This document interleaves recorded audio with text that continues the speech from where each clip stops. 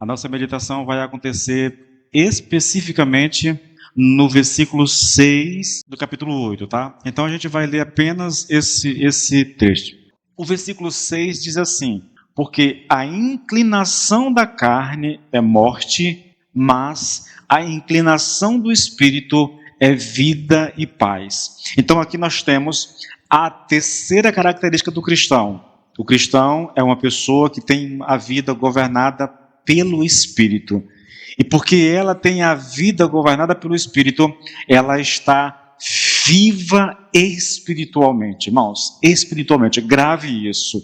O cristão é alguém que está vivo espiritualmente. Eu vou explorar isso aqui exaustivamente hoje, para você entender a diferença entre um incrédulo, tá, e um cristão. E eu começo dizendo exatamente isso, irmãos. A diferença entre o incrédulo e o cristão está no foco da mente. Enquanto o incrédulo se inclina para as coisas da carne, que levam à morte, o cristão pensa nas coisas do Espírito, que traz vida e paz. Ou se inclina para as coisas do Espírito, que traz vida e paz. Essa relação, querido, aqui, ela é recíproca. O cristão se interessa por coisas espirituais porque tem vida espiritual. E esse interesse aprofunda ainda mais a sua vivência em Cristo. No caso do incrédulo, que está morto espiritual, ele simplesmente não reage às coisas de Deus. O incrédulo não tem interesse nas coisas de Deus, não faz sentido para ele as coisas de Deus.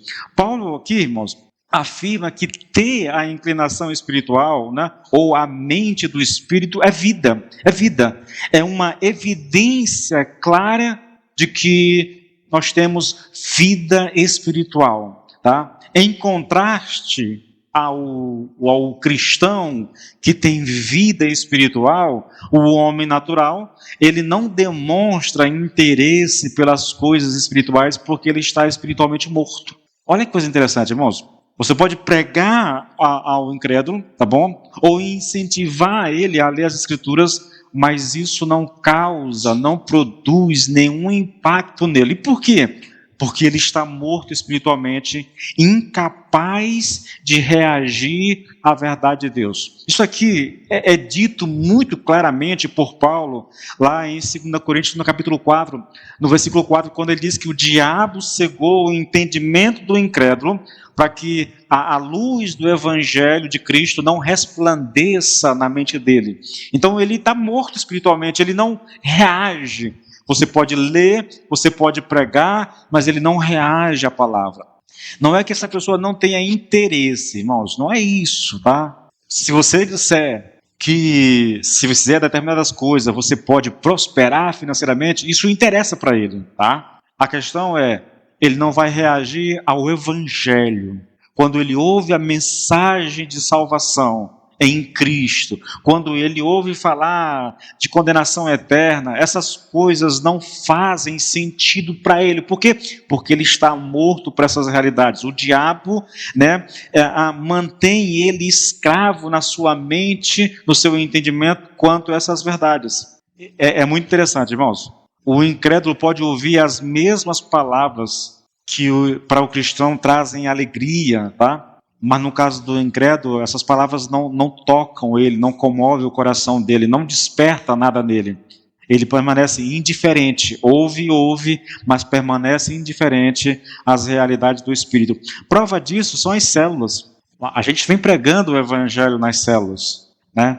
E as pessoas ouvem e levam às vezes anos ouvindo a palavra e elas não reagem, irmãos. Eu acho isso curioso, às vezes eu vou para diante de Deus quase que zangado. Senhor, não é possível, meu Deus, tanta pregação, Senhor, e as pessoas estão lá e estão ouvindo, e elas simplesmente não reagem à pregação do Evangelho, e aí, irmãos, eu fico, sabe, dá um nó na cabeça. Eu entendo o que está acontecendo, eu sei que a pessoa está cega, eu sei que ela está morta espiritualmente, mas é porque cansa às vezes, sabe, você ficar pregando, e as pessoas ouvem e não reagem ao Evangelho. Isso às vezes cansa a gente, querido.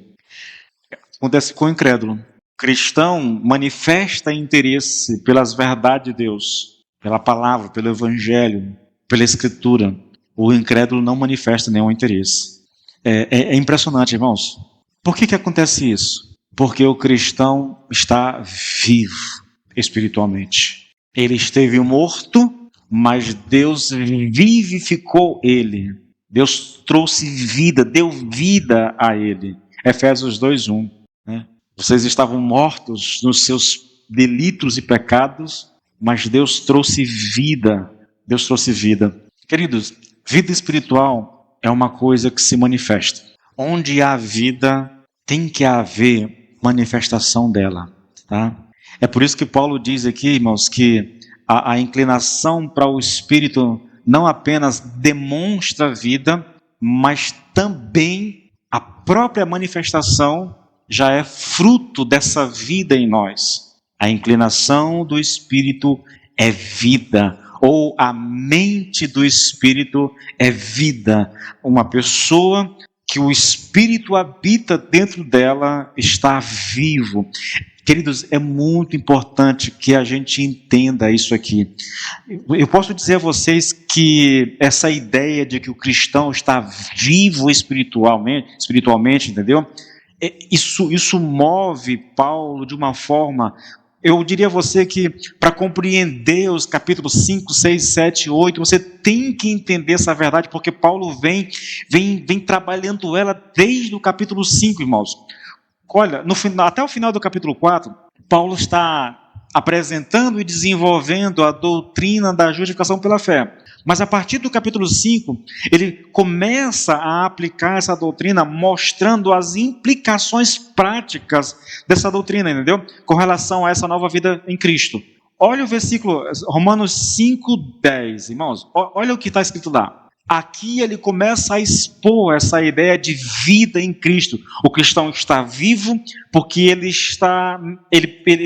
foi imergido, ele foi batizado em Cristo, ele foi inserido em Cristo. Então, porque ele está em Cristo e porque Cristo está nele, ele tem vida espiritual. Olha só, Romanos 5:10. Se nós, quando inimigos, somos reconciliados com Deus pela morte do seu Filho, muito mais, estando já reconciliados, seremos salvos.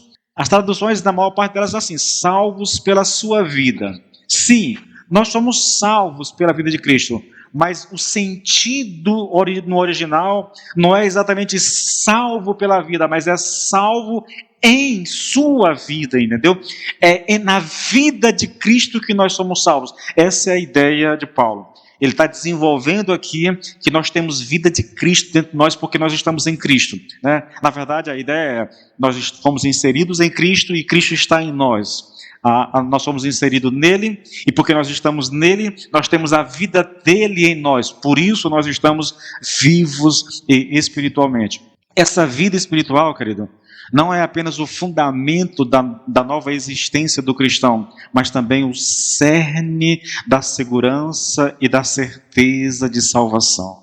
Então, a grande mensagem de Paulo nesses capítulos é que o cristão não apenas crê no Senhor Jesus Cristo, mas vive porque a vida de Cristo está nele. Essa vida, tá? Ela produz transformação, traz transformação. Essa vida, ela traz segurança e, ao mesmo tempo, ela traz direção do Espírito em nós, querido. Então, eu posso dizer a vocês, irmãos, que o que há de grandioso para se falar a respeito do cristão é que ele está vivo em Cristo e que a vida de Cristo está nele. Queridos, não há cristianismo sem essa realidade. É porque nós estamos na vida de Cristo que nós podemos desfrutar de segurança e de certeza de salvação. Não há dúvida de que esse é o tema central de todo o capítulo 8 que nós estamos estudando, tá bom? Segurança e a certeza só é possível porque nós estamos em Cristo. E porque a vida de Cristo está em nós. É por isso que aqueles que andam segundo o Espírito, né, eles se inclinam para as coisas do Espírito, e a inclinação para as coisas do Espírito é vida, produz vida em nós. Então o ponto principal aqui é que nós estamos vivos espiritualmente porque a vida de Cristo está em nós. Consequentemente, a gente pode afirmar categoricamente que nós temos vida eterna. A vida do Cristo ressurreto está em nós. Por consequência, nós temos vida eterna. Esse é o ensino de Paulo, irmãos.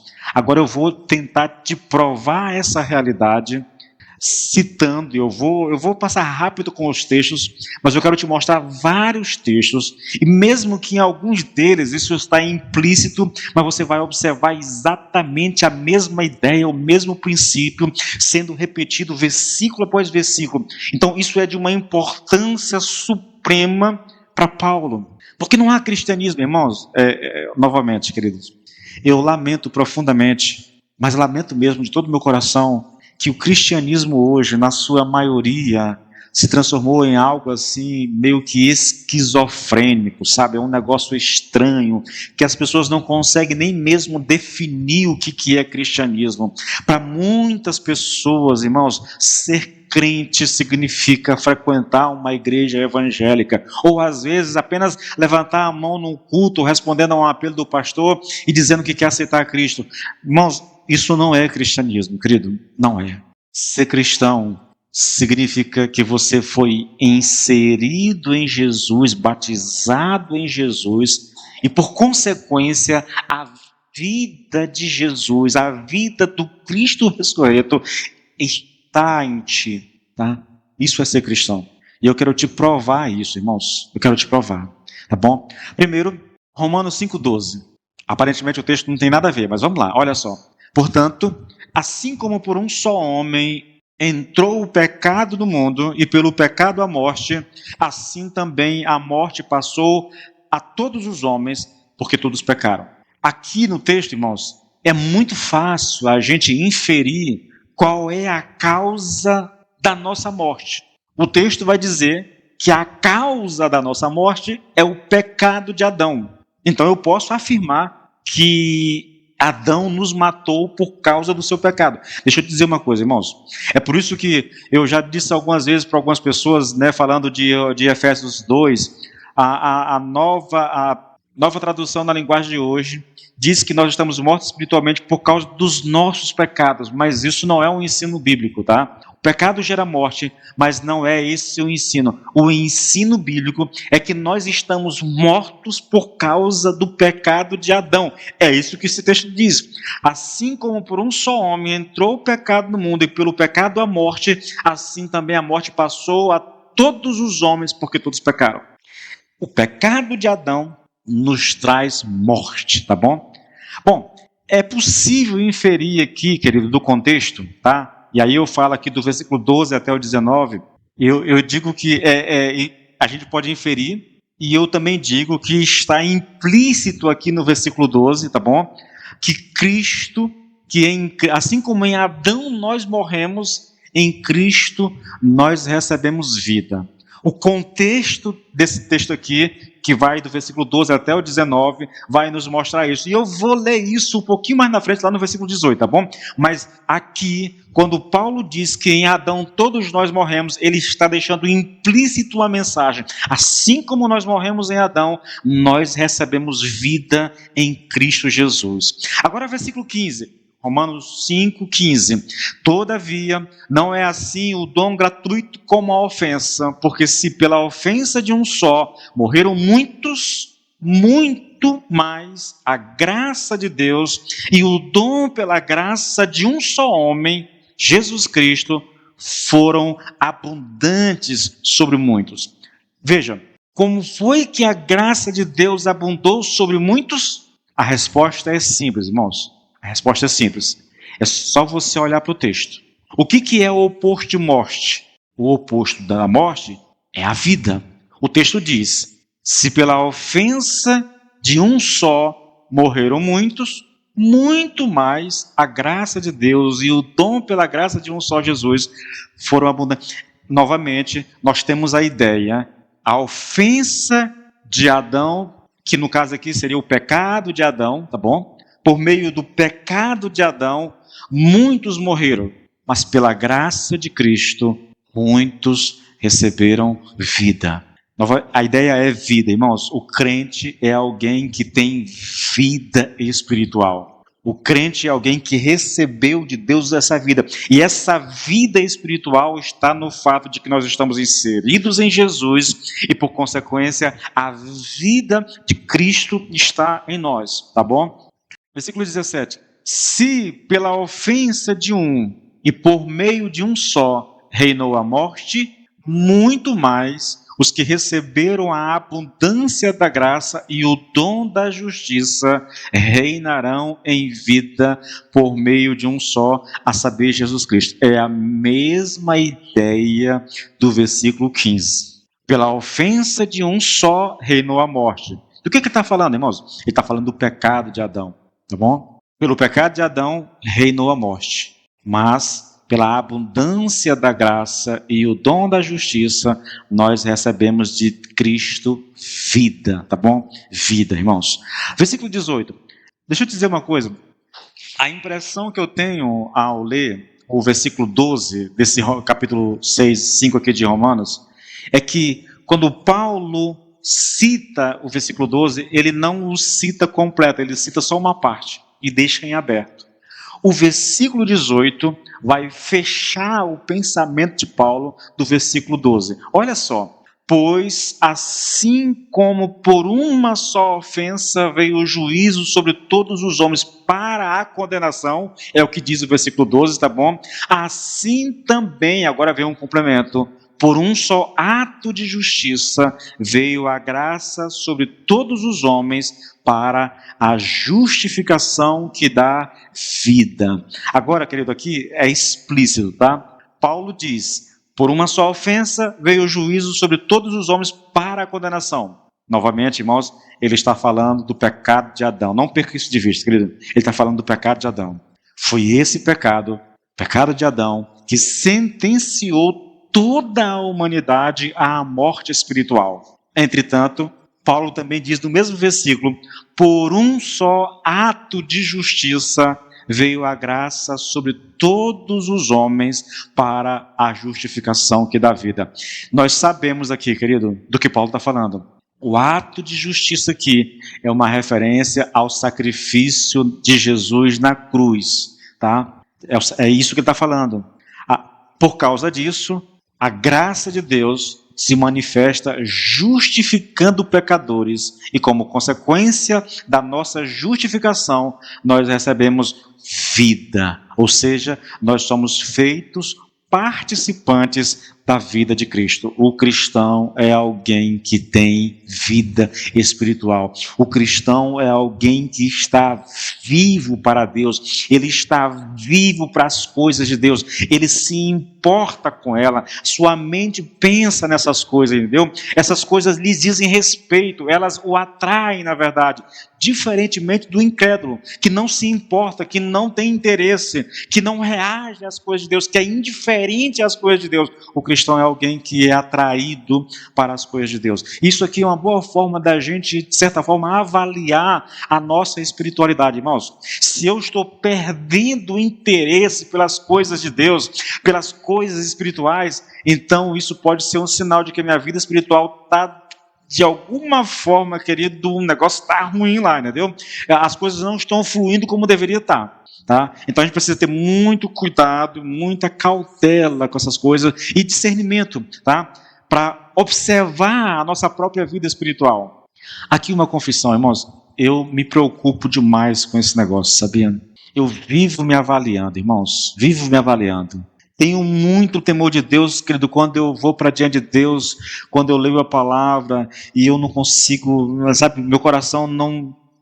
No normal, no cristão, irmãos, é lógico, né? Tem texto bíblico que não tem como a gente... Você vai ler 1 Crônicas, o teu coração não se aquece de forma alguma. É um negócio terrível. Mas tem outras histórias da Bíblia, irmãos, que a gente lê, entendeu? E o coração parece que vai pegar fogo, sabe?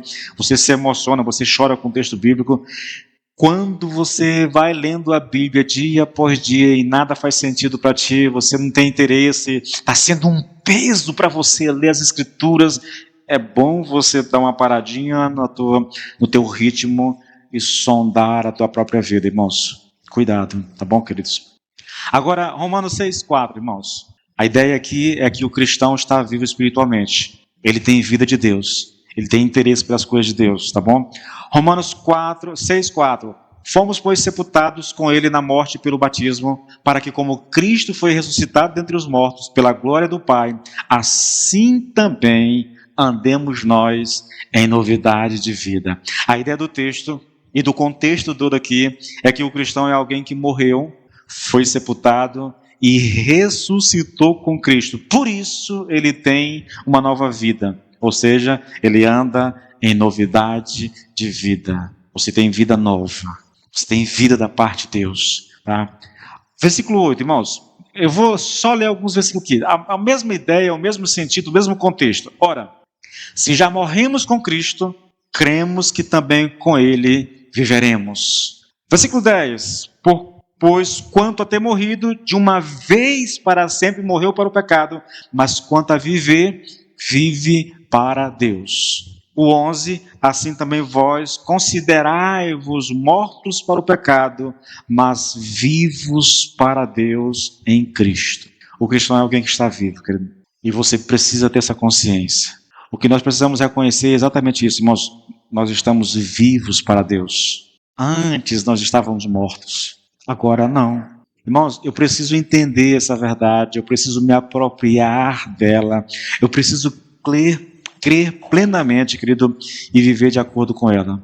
Se eu sou cristão, eu não estou mais morto espiritualmente, eu estou vivo para Deus, vivo para as coisas de Deus. Novamente, irmãos, as coisas de Deus me atrairão, elas despertarão em mim interesse, coisa que o incrédulo não pode sentir. Coisa que o incrédulo rejeita completamente. Versículo 22 do capítulo 6 ainda, irmãos.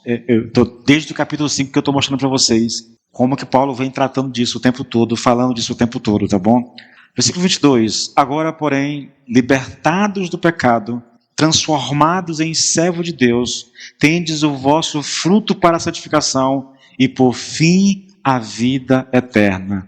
Porque o salário do pecado é a morte, mas o dom gratuito de Deus é a vida eterna em Cristo Jesus.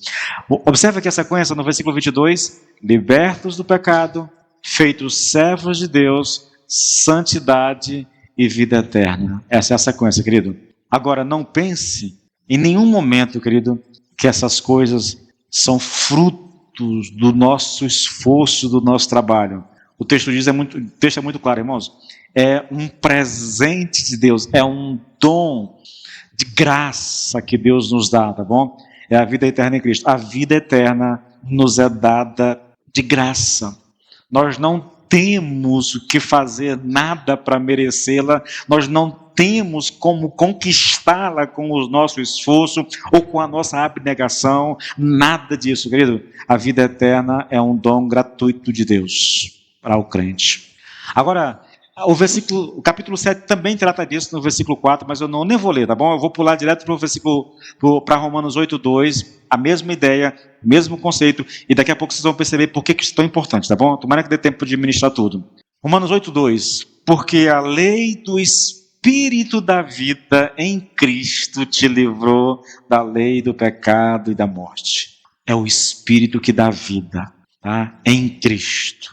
Irmãos, sem dúvida nenhuma, esse é o tema central de Paulo, tá bom? E compreender essa verdade, querido, é essencial para que o crente possa entender o argumento de Paulo aqui. O cristão é alguém que foi trazido à vida dentre os mortos e está vivo para Deus. Ele está unido ao Senhor Jesus Cristo, que ressuscitou e que vive eternamente. Assim, querido, os cristãos estão unidos a Ele e dessa forma eles compartilham da vida de Cristo. Esse é o ensino de Paulo. Mas isso não fica só em Romanos. Em Efésios 2:1, já citei aqui, e vos vivificou estando vós mortos, né, em seus delitos e pecados. Em Cristo nós somos ressuscitados, nós vivemos com Ele, Nesse exato momento, a Bíblia diz em Efésios 2:8, que, acho que é 6, na verdade, ou é 8, não lembro aqui, que nós estamos assentados com Jesus nos lugares celestiais. Pedro vai reforçar a mesma ideia, querido, ao dizer que nós somos participantes da natureza divina. Está lá em 2 Pedro 1:4, que eu não vou nem ler, na verdade. Então, entenda, querido, entenda, essa é a condição do cristão, ele está vivo. Ele foi inserido em Cristo, tá? E recebe vida de Cristo. Essa vida em nós é o que nos possibilita ter vida eterna. É o que nos possibilita estar vivo para Deus. É o que nos possibilita ter a mente do Espírito. É o que nos possibilita cultivar um interesse por coisas espirituais.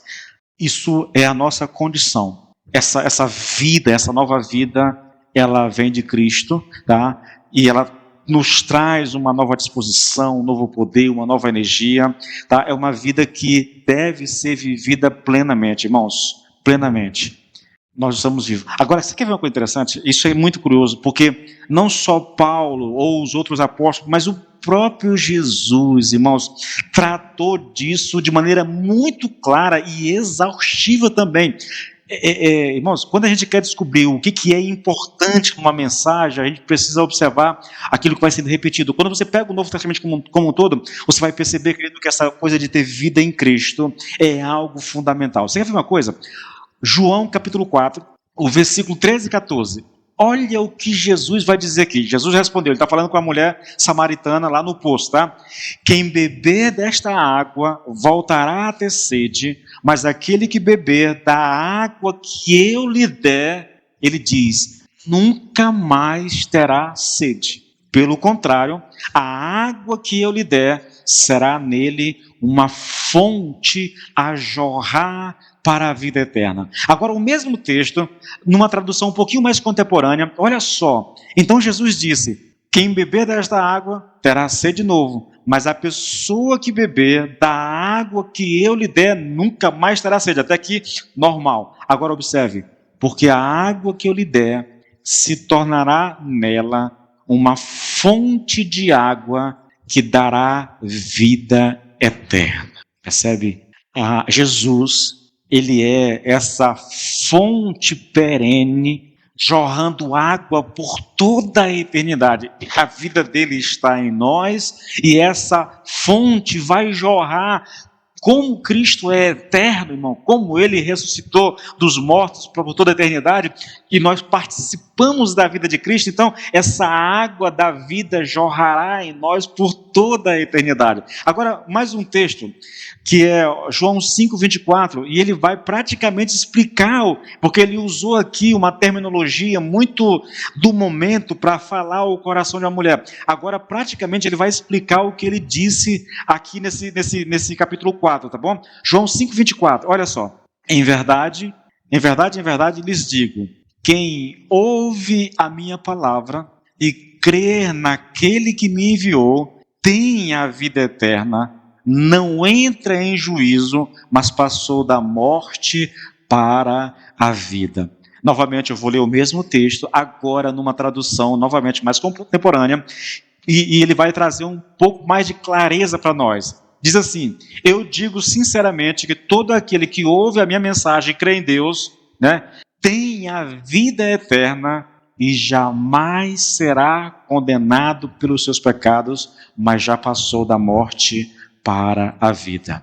Esse versículo, querido, explica o que foi dito no capítulo anterior. Beber da água que eu lhe der significa ouvir a mensagem de Jesus e crer em Deus, ou crer na mensagem de Jesus, isso é beber da água que eu lhe der, entendeu? Quando nós cremos em Cristo, Cristo vem habitar dentro de nós, e como uma fonte a jorrar, ele jorra por toda a eternidade, querido. Outra coisa importante aqui no texto, irmãos, é o fato de que quem crê tem a vida eterna. Não é que ele vai ter a vida eterna lá na frente, lá num futuro distante. Não. Ele diz que quem crê tem agora, aqui e agora, a vida eterna. Ou seja, o cristão é alguém que já desfruta de vida eterna. Não é que você vai ter isso depois que morrer. Não, não, não, irmãos. Essa realidade já é nossa. Novamente, irmãos, porque Cristo habita em nós, nós temos vida eterna. Nós passamos da morte para a vida, entendeu? Para a vida. Nós desfrutamos dessa vida. A morte que nós vamos enfrentar, ela não é uma sentença. A morte é apenas um passaporte para essa nova realidade na qual nós seremos inseridos, querido. Essa coisa do crente viver com medo de morrer é um negócio estranho, irmão, sabia? Demonstra falta de conhecimento ou falta de fé.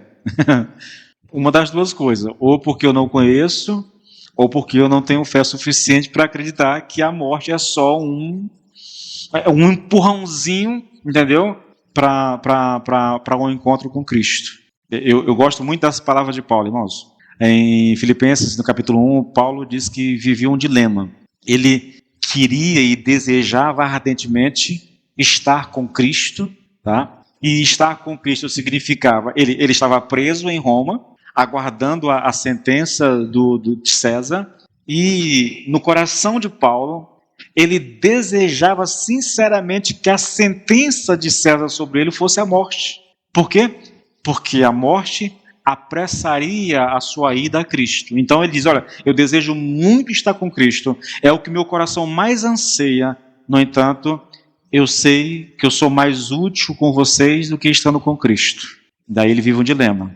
Ele quer muito estar com Cristo, mas sabe que a igreja precisa dele. Isso é um homem que entende o Evangelho, isso é um homem que crê no Evangelho, que sabe exatamente o que vai acontecer. Irmãos, novamente aqui, voltando para as palavras de Jesus, né? Lembra do que Jesus disse para o cara que está sendo morto com ele lá na cruz? Senhor, lembra-te de mim, né? E ele diz, olha, ainda hoje tu estarás comigo no paraíso. Não é que tu vai morrer, vai esperar eu voltar, quando eu voltar, não, nada disso, irmãos. Ele está dizendo, ainda hoje tu estarás comigo no paraíso. Vida eterna, querido, vida eterna. João 8,35. Irmãos, eu estou tentando andar e eu talvez até atrapalhe vocês, porque eu estou correndo rápido com o texto, né? Porque eu quero chegar na parte principal da ministração ainda, que não chegou.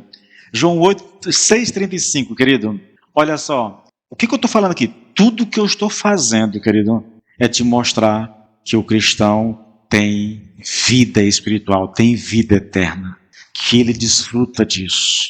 Andar segundo o Espírito, se inclinar para as coisas do Espírito, é vida, é desfrutar de vida eterna, entende?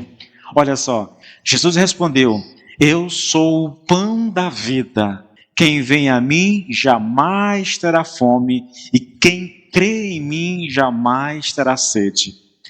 João 6, agora no versículo 38, 58 na verdade, olha só, está falando dele mesmo, este é o pão que desceu do céu, em nada semelhante àquele que os pais de vocês comeram, e mesmo assim morreram. Quem comer este pão viverá eternamente. A mesma coisa que Jesus disse para a mulher lá no poço, lá de Samaria, entendeu? Agora João 10:10, irmãos, nós conhecemos demais, né? O ladrão vem somente para roubar, matar e destruir. Eu vim para que tenham vida e a tenham em abundância. Vida. Eu vim para que vocês tenham vida. Jesus não veio a este mundo, querido, só para nos dar perdão ou para nos reconciliar com Deus. Vai muito além disso. Ele veio para nos dar vida e vida abundante, vida eterna. Ele é uma fonte que jorra para toda a eternidade, ou por toda a eternidade. Bom, queridos, agora vem a parte interessante, tá bom? Isso aqui é muito bonito, é lindo, é perfeito, nós precisamos compreender, precisamos crer, mas também nós somos chamados a nos avaliar. Qual é, afinal, o verdadeiro sentido da palavra vida que nós encontramos em tantos textos e contextos aqui diferentes, querido? Por que é tão importante nós levantarmos essa questão de que nós temos vida, irmãos? Deixa eu dar uma resposta para isso. É porque um homem, irmãos, e aqui começa a nossa avaliação, tá bom? Um homem pode aparentar ser cristão, assumir diversas responsabilidades ligadas à fé e até mesmo realizar muitas ações que um cristão genuíno faria. Porém, a diferença entre o verdadeiro e o falso cristão se torna claro quando nós aplicamos o teste extraído aqui de Romanos 8:6. Qual é o teste? Porque a inclinação da carne é morte, mas a inclinação do Espírito é vida e paz. Eu quero falar um pouco agora da diferença dessas duas coisas, tá? Escute, querido.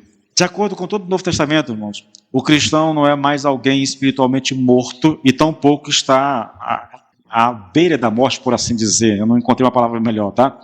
Ele possui no íntimo uma consciência viva e a capacidade de responder a Deus, coisa que o incrédulo não tem. O incrédulo não consegue responder a Deus. Só o cristão pode responder ao agir de Deus, querido. A gente já abordou, querido, essa questão aqui anteriormente, considerando como ele direciona a sua mente para as coisas espirituais, tá? Falando do cristão. Agora eu queria olhar isso aqui para um outro ângulo. Usando aqui as palavras de Lloyd Jones, ele diz que os semelhantes se atraem. Os semelhantes se atraem. Assim como existe uma afinidade natural entre o ferro e o ímã, a vida espiritual no cristão segue a mesma lógica. Escute, irmãos. O incrédulo, ele está morto espiritualmente. Quando ele se depara com as coisas de Deus, isso não faz nenhum efeito na vida dele.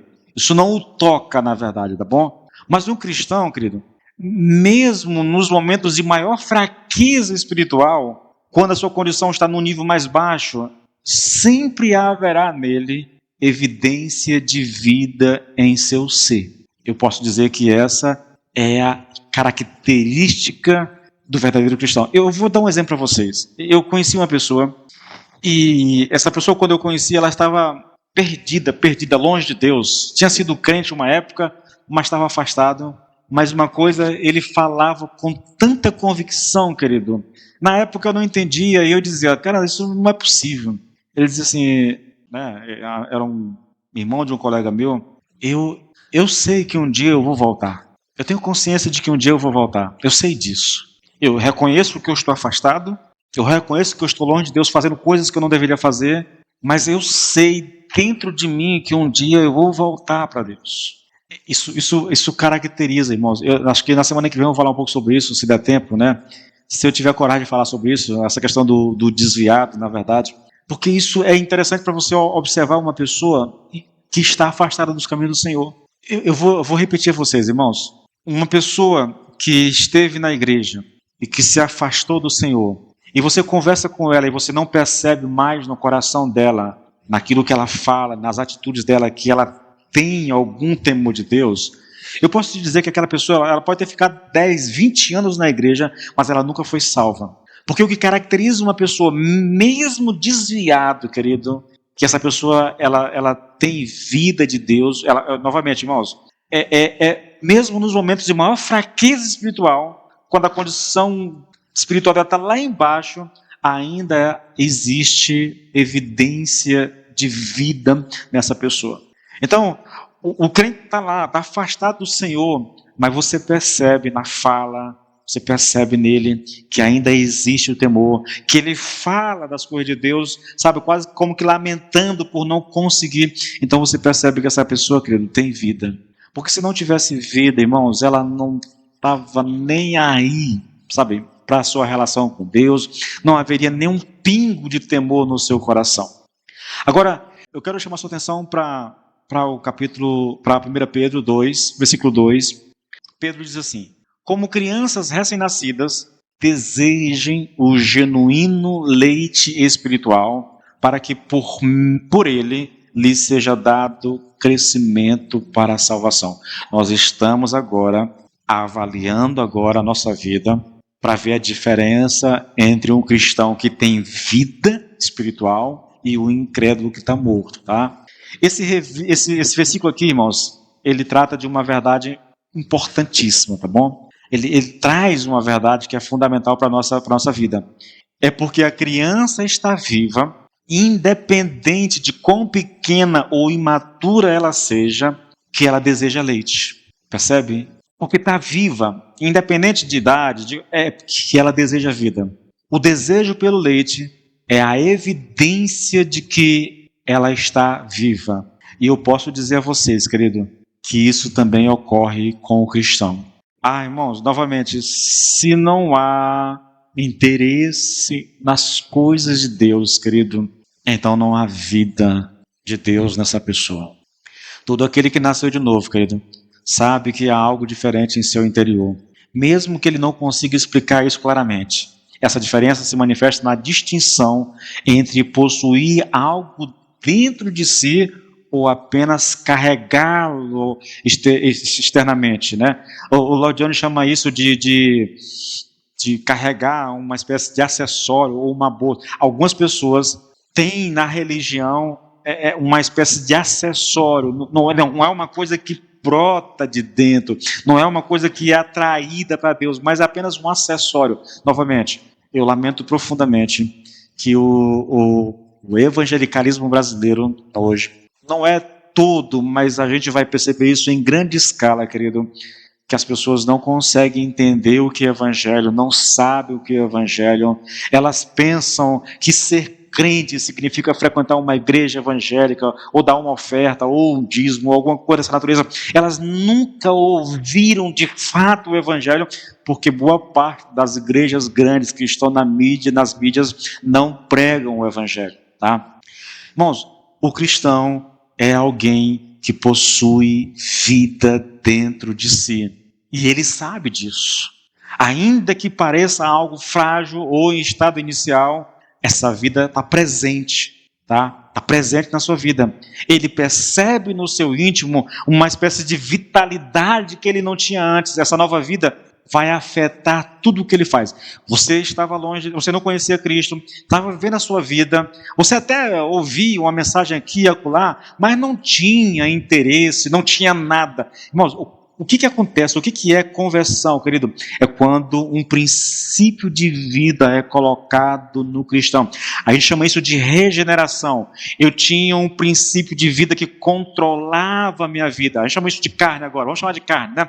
Eu era controlado pela carne. Toda a inclinação da minha mente, toda a inclinação do meu coração, todos os meus desejos era voltado para as coisas desse mundo. Eu não tinha interesse pelas coisas de Deus, eu não nutria um desejo de conhecer Cristo, não me interessava saber de céu, de inferno, essas coisas não faziam muito sentido para mim. Agora, mesmo que eu esteja começando a minha vida cristã, essas coisas despertam um interesse ímpar na minha vida, querido. E, irmãos, aqui para nós, se alguém está na igreja há algum tempo e ele não tem esse interesse, querido, ele age apenas por uma obrigação religiosa, irmãos, isso é muito perigoso, irmãos, muito perigoso. Há um contraste gigantesco entre o incrédulo e o cristão, irmãos. Hebreus capítulo 9, versículo 13 e 14. Olha, portanto, se o sangue de bodes e de touros e a cinza de uma novilha aspergidos sobre os contaminados os santificam quanto à purificação da carne, muito mais o sangue de Cristo, que pelo Espírito Eterno a si mesmo ofereceu sem mácula a Deus, purificará a nossa consciência de obras mortas para servirmos ao Deus vivo. Eu quero chamar sua atenção aqui, irmãos, para a expressão obras mortas, tá? Primeiro, ela identifica o incrédulo, tá? Mesmo que seja um incrédulo religioso, tá? Existem duas explicações plausíveis para essa ideia de obras mortas aqui, citada pelo autor de Hebreus. Nesse contexto aqui de Hebreus, querido, é a primeira explicação, tá? As obras mortas podem se referir às práticas do sistema sacrificial da lei de Moisés, né? Que, embora fossem ordenadas por Deus, não tinham poder em si mesmos para purificar a consciência ou remover o pecado de forma definitiva. Era apenas sombras que apontavam para o sacrifício perfeito de Cristo. Essa é uma interpretação. As obras mortas é uma referência ao sistema de culto do judeu, de sacrifícios, aquela coisa litúrgica, mecânica, sem vida, tá bom? É a primeira interpretação. A segunda, querido, diz que obras mortas seria uma referência a práticas religiosas sem vida. E aqui alguns estudiosos entendem que obras mortas aqui como práticas religiosas vazias, realizadas apenas como forma de obrigação ou tradição, sem verdadeiro arrependimento ou fé. Isso se refere, querido, a ações feitas com motivação externa ou meramente ritualística, que não resulta em vida. O cara está fazendo porque aprendeu a fazer, é hábito, a família, os amigos, alguma coisa. Não há vida. Olha, eu posso dizer a vocês, tá? Primeiro eu digo a vocês que eu entendo aqui que as duas interpretações aqui, elas se complementam, tá? Elas são complementares, na verdade. Aponta para a ideia, assim, porque o próprio texto aponta para o sistema de sacrifícios do Velho Testamento, tá? Mas aponta também para essa realidade, querido, de um espírito religioso. Família é religiosa e você segue na religião da família, mas você não tem vida de Deus dentro de si, entendeu? Ou você está numa igreja evangélica e faz as coisas mecanicamente, você vem à igreja mecanicamente, você não tem prazer, se você pudesse faltar, você faltava, se você tiver uma desculpa, você não pensa duas vezes, você falta, porque aquilo lá é mais importante do que a igreja. Então essas coisas, querido, caracterizam obras mortas.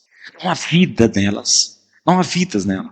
O Lloyd Jones, ele diz, querido, que essas obras mortas podem ser muito boas obras de acordo com o padrão do mundo, podem ser obras religiosas, podem ser obras moralmente recomendáveis, mas são mortas. Não há vida nelas e elas não podem colocar vida em ninguém. Nesse ponto aqui, irmãos, é bem interessante, tá? Eu vou citar aqui umas duas ilustrações para que você entenda o que está sendo dito aqui, porque ele vai fazer uma comparação tentando ilustrar a ideia de obras mortas com a vida de Deus no interior do cristão. Aí ele começa dizendo assim, olha, é a mesma diferença que existe entre uma flor artificial quase perfeita e uma flor natural, viva. A flor artificial, de fato, pode parecer muito melhor que a viva, que pode estar murchando, contudo, está morta, sem vida, ela é inalterável. A flor viva pode estar murchando, mas se você lhe der água e nutriente, ela se erguerá, abrirá suas pétalas e se mostrará em toda a sua glória e beleza. As duas flores ilustram a diferença que há entre obras mortas e obras vivas, entre o incrédulo e o cristão. Há uma outra maneira de você tentar entender novamente a mesma ideia, tá bom? Há uma outra maneira de abordar a diferença entre o incrédulo e o religioso, e aqui é mostrar a diferença. Novamente eu vou citar Lloyd Jones, porque ele usa essas ilustrações para retratar. Ele fala da diferença que existe entre uma árvore de Natal, né, em que as pessoas colocam lá os seus presentes, e uma árvore viva que produz fruto.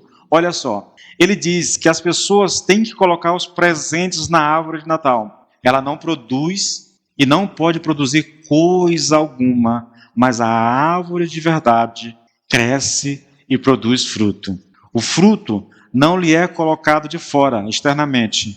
É produzido graças à vida, né, à seiva e à energia que há na árvore viva.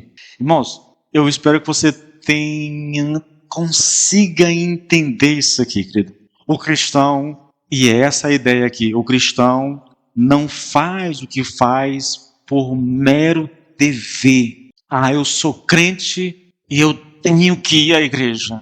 Então lá vou eu para a igreja, meu Deus, eu podia não ir hoje, né? Eu lembro de época de inverno, eu sempre brinco com isso aqui, né? Tem aqueles irmãozinhos cheios de fé, que no domingo à tarde, quando aparece a nuvem do tamanho da mão de um homem, ele começa a dizer, Senhor, envia a chuva, Senhor, faz chover. É porque ele não quer ir para a igreja, entendeu? É uma obrigação, é um peso, é um fardo, entendeu? Ele está à procura de um motivo para não ir. Se chegar alguém na casa dele lá, ele já diz, pô, graças a Deus chegou alguém aqui, eu não tenho que ir para a igreja. Por quê? Porque ele está fazendo isso por dever. Irmão, você pode dizimar por dever. Entendeu? O dízimo se transforma em um peso na sua vida, um fardo na sua vida. Se eu pudesse encontrar uma base bíblica para não me livrar dessa obrigação. A oração pode ser um fardo, querido. A adoração pode ser um fardo. A leitura bíblica pode ser um fardo. O culto pode ser um fardo. Quando essas coisas são fardos para nós, queridos, é hora então de nós avaliarmos a nossa espiritualidade. O cristão não faz por mero dever. É a expressão espontânea do que ele sente no seu interior. Essa é a verdadeira diferença entre o homem que está procurando fazer-se cristão e o verdadeiro cristão. O incrédulo, querido, acha certo ir à igreja, acha certo ler as escrituras e orar, mas isso é uma questão de dever. E ele precisa se esforçar muito para fazer isso. Não é espontâneo. Quando esse homem recebe vida de Deus dentro dele, então isso passa é como uma criança. Você já viu uma criança ser obrigada a mamar, irmãos? A criança sente fome, naturalmente ela vai buscar o leite, entendeu? Vai chorar, vai gritar, vai espernear, mas ele precisa de leite. Assim deveria ser com o cristão, querido. Irmãos, eu digo a vocês, querido, eu tenho consciência de que a gente passa por crises. Eu sei disso, irmãos. Eu passo por crises. Mas não é normal, querido, não sentir vontade de congregar, irmãos. Não é normal, querido. Não pense que isso é normal. Se você não tem vontade de congregar, você está em crise espiritual, irmãos. Não é normal, querido, não orar, não ter desejo por oração, não gastar tempo buscando o Senhor.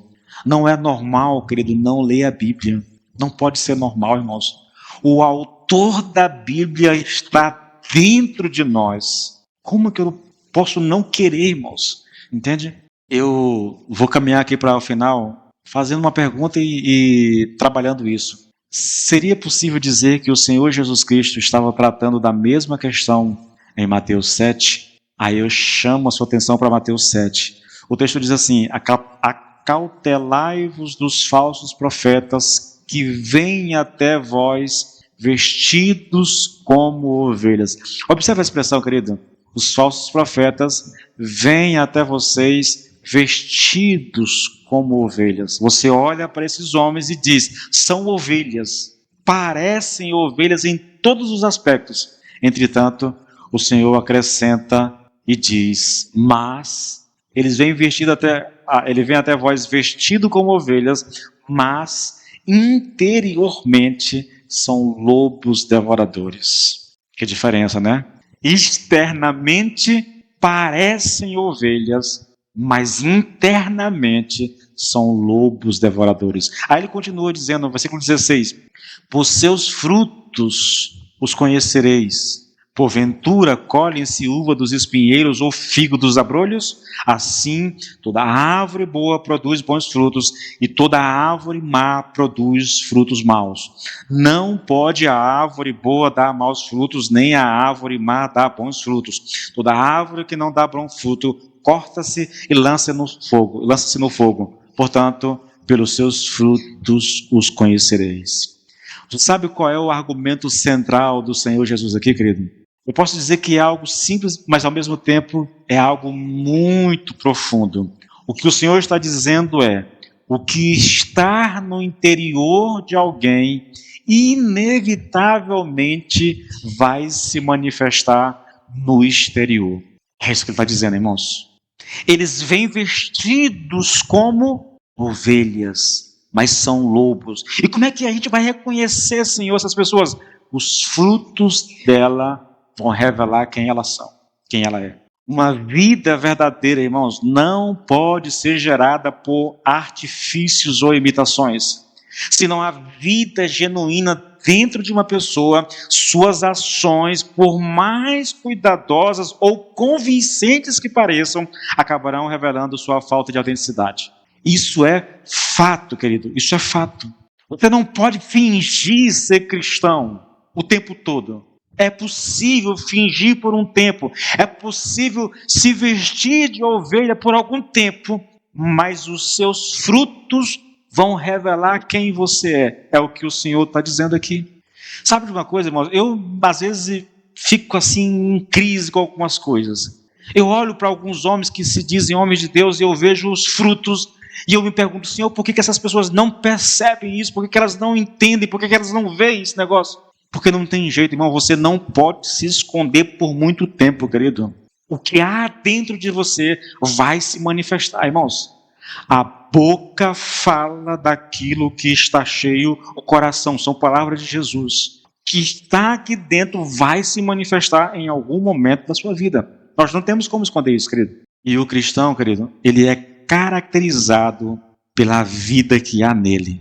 Essa vida é vida de Deus, irmãos. Vida que é fruto da sua união com Cristo. Vida que jorra do seu interior. Por isso, aqueles que são segundo o Espírito se inclinam para as coisas do Espírito. E Paulo diz, essa inclinação para as coisas do Espírito é vida de Deus, é vida espiritual, é vida que vai se manifestar, é vida que vai ser vista pelos outros, porque, querido, se há vida de Deus em nós, as pessoas vão perceber isso, não tem como. O nosso chamado, irmãos, é para que a gente tenha cuidado com essas coisas. É vigiar sobre isso. Não é duvidar da nossa conversão, mas é perceber quando essa vida de Deus começa a ser obliterada por alguma coisa, entendeu? Quando a gente começa a esfriar, é quando o interesse pelas coisas de Deus começam a desaparecer do nosso coração. Aí a igreja começa a ser um negócio difícil, aí orar se transforma em um fardo pesado sobre nossa vida, né? Essa coisa toda. A gente precisa ter cuidado com isso, querido. O cristão é alguém que tem vida. Ele tem vida de Deus dentro dele. E essa vida, querido, se manifestará. Amém, queridos? Vamos parar aqui, porque eu quero já encerrar para começar a nossa oração, tá bom? Eu quero convidar você para orar rapidinho. Se coloca de pé, por favor, em nome de Jesus. Semana que vem a gente continua, irmãos. Senhor, meu Deus e meu Pai, nós louvamos o Teu nome, Senhor. Senhor, nós bendizemos a Ti pela Tua palavra, Senhor. Ela, de fato, é luz, Pai, para o nosso caminho, Senhor. É lâmpada que ilumina os nossos passos, para os nossos pés. Meu Deus e meu Pai, no nome de Jesus, Senhor, dá-nos a graça, Senhor, meu Deus, Pai, de receber a Tua palavra como palavra de Deus que ela é, Senhor, e que essa palavra em nós produza vida em nome do Senhor Jesus Cristo. É a minha oração a Ti, Senhor. É a minha oração por todos nós que estamos aqui essa noite, em nome do Senhor Jesus Cristo. Amém e amém.